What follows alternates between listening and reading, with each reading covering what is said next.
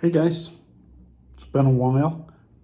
Well, let's go over some other fun stuff that we can find in the world of genealogy. Hey, my father's name is Clayton Day, and he was born in 1935. His father was Roscoe Day, whose father was Albion Levi Day, whose gravestone is in the Washburn Cemetery. His father is Levi Day Jr., and his mother was Deborah Cook, whose mother was Abigail Bickford, whose father was Elijah Bickford. Now, Elijah Bickford is an interesting character.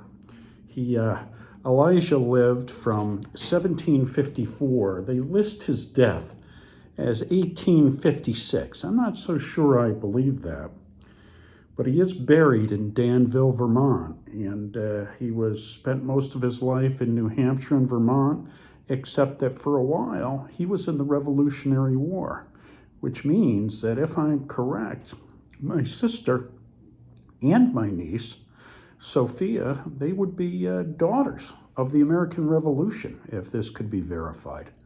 Well, Elijah was married to Abigail Rand, whose mother was Elizabeth Chapman, whose father was Job Chapman, whose father was Samuel Chapman, whose mother was Mary Simmons, whose father was Mark Simmons, whose father was William Simmons, and we have two more William Simmonses as fathers, and then we go to John Simmons, a Robert Simmons, a John Simmons, a William Simmons.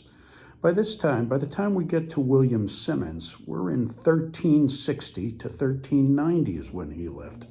Well, his father was Adam Fitzsimons. So here's a little trick. Whenever you see the word Fitz, of course it means son of, but Fitzsimons usually means that you're on a pretty good path and you might want to follow that. So Adam Fitzsimmons' father is Richard Fitzsimmons. His father is Adam Fitzsimon.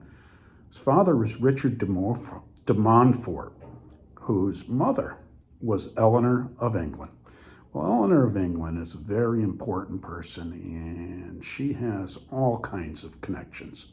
So let's look at Eleanor, and what we'll do is we'll talk about her father, who was King John of England.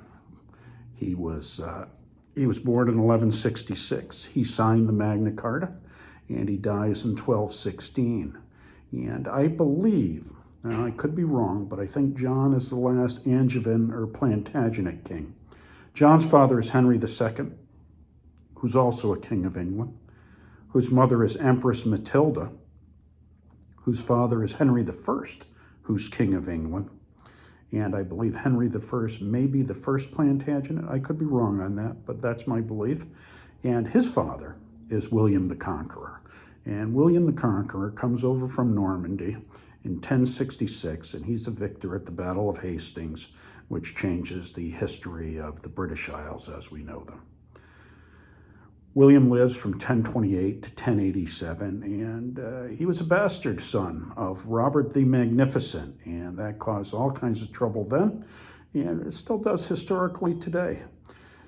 Robert's mother was Judith of Brittany, whose mother was Ermengarde of Anjou, whose mother was Adele of Meaux, whose father was Robert of Vermandoise, whose father was Herbert II of Vermandoise, who, this is a surprise, whose father is Herbert I of Vermandoise. Herbert's father is Pepin of Vermandoise, and Pepin's father is Bernard. Bernard lived from 797 to 818, and he's a king of Italy.